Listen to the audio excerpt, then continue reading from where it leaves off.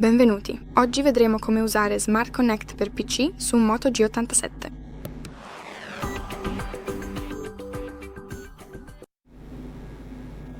Per prima cosa andate nelle app Moto e aprite Smart Connect. Dovete avere questa applicazione installata anche sul vostro computer. Ora premete su Aggiungi un dispositivo, poi su PC. Adesso, sul vostro PC, dovete aggiungere un dispositivo e abbinarlo tramite il vostro codice QR. Ora, sul telefono, continuate l'abbinamento e scansionate il vostro codice QR.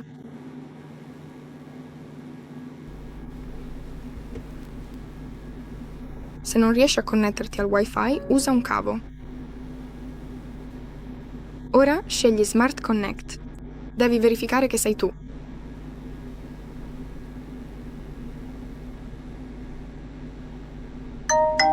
E ci siamo connessi. Ora premi su Inizia.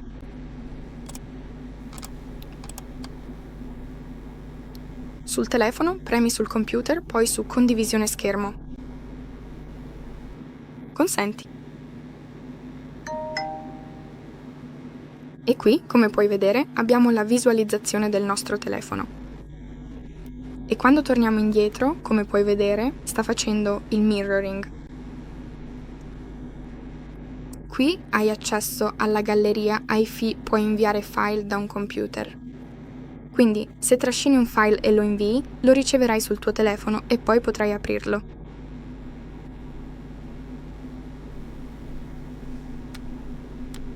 E come puoi vedere abbiamo il nostro testo, ciao.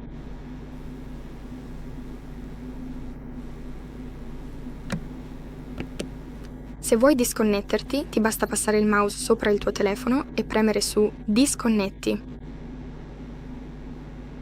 E come puoi vedere non c'è più lo schermo del nostro telefono.